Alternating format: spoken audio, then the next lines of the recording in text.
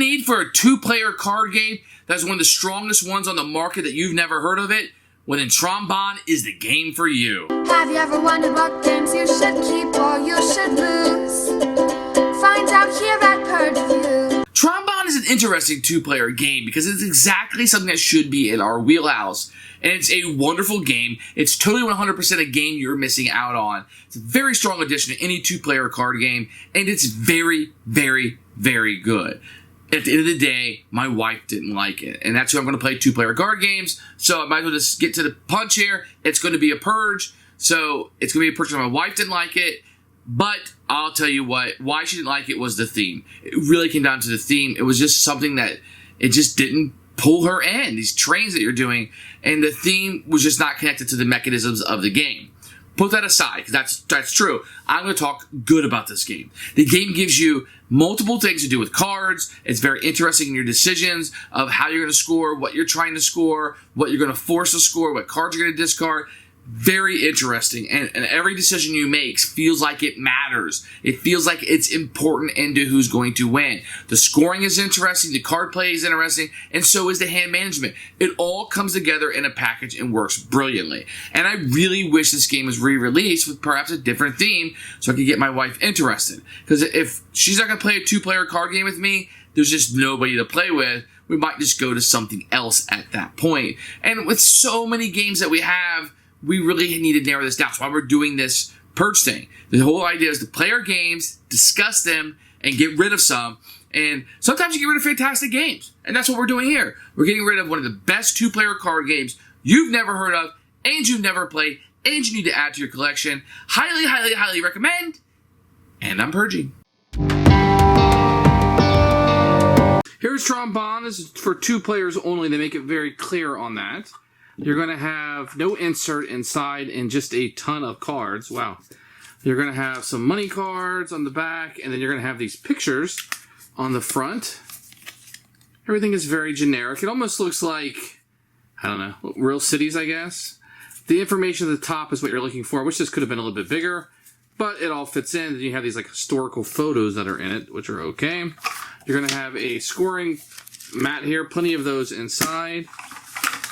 And then at the bottom, all the components are just cards. You're going to have a rule book, which we'll take a look at in a few minutes. As for the quality of the cards, they're very normal, about standard what you would have. They work very well. I have 0 complaints about the components. Here is the rule book. It's a little square. It fits perfectly in the box. You have the picture of all the components on the front. To actually play the game is fairly easy. This will kind of pull out. You can see plenty of pictures. Here is setup. You can see little examples over here with pictures, which is great. On the back, you're going to have the scoring, a little bit at the end of the game and how it ends, and then you just kind of flip it over. You're right. You probably need about 15, 20 minutes, maybe 10 to 20 minutes to sit down and read over this. I didn't have any problems once I sat down to play. I did have to watch a video on it, but other than that, no big deal. It's very easy to play this game. Okay, I'm going to go over setup really quickly. You're going to have these set up by 2, 3s, and 4s. I'm going to set these aside for now. You will shuffle this deck up. The first player will get 12 of these cards, which will represent $12,000. The second player will get 15 to represent their money. Then each player will take 6 cards in their hand, and you'll play them for this side of the card, okay? Lastly, you put out these terminal cards, and you just need to make sure that there's room to put 4 cards on this side of them. So here what you have is we have our 2 hands, we have our 12 and 16 for the players, we have our station cards over here and our terminal cards set up, and we're ready to play. So on your turn, it's very easy to play 1 or 2 of these cards down to a terminal. If they have to be played to the color, so you're playing blue, they'd be up there, red up here, green here, yellow here. If it ever gets 4, you would score. Also know that you can play one of these cards, which are conductors, and they can go to any area that you want. So you can do that. So on your turn, you play 1 or 2 cards. This person, maybe they want to play 1 down to the yellow, etc. So 1 or 2 cards. Now, if you happen to have a train card, you can play cards down in front of you. So let me get these out of the way just to show you. So you can play cards down, but the rule is that you have to play them the same color in a column, and they have to be in order. So I'd have to play like all greens. 1, 3, 4, 7 would be fine. I couldn't play 1, 3, 7, 4. So you just have to make sure they're in ascending order. So if there's any gaps, you can't fill the gaps in later.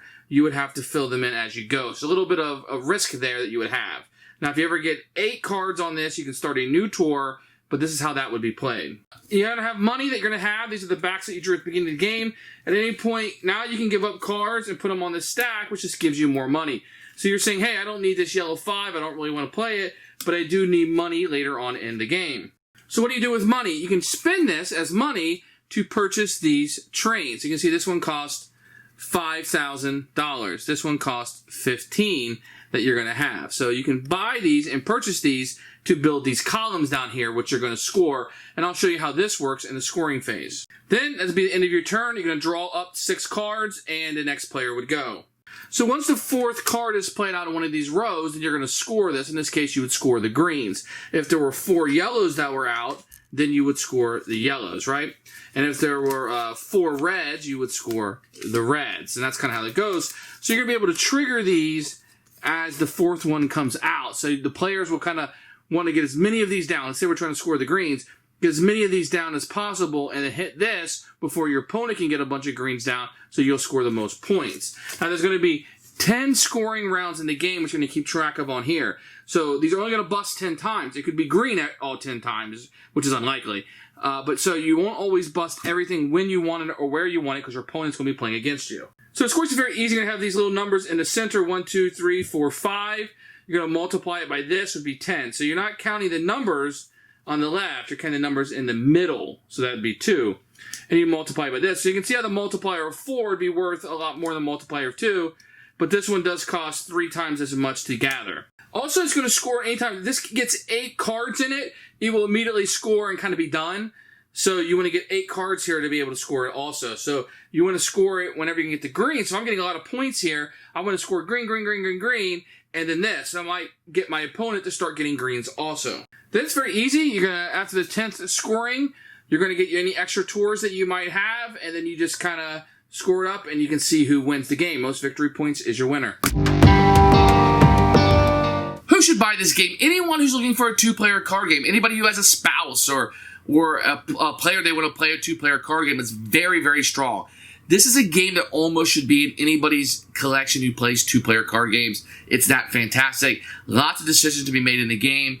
Lots of uses for the different cards. And you're really kind of pressing your luck. Not pressing your luck, but you're forcing the scoring of certain things. And the opponent may be playing against you. And it's this tug of war that's very, very fun to do. And this is a game I highly recommend. Check this game out. It's a shame that's not in print. It's a shame more people don't know about it. It's a shame that you don't have it in your collection.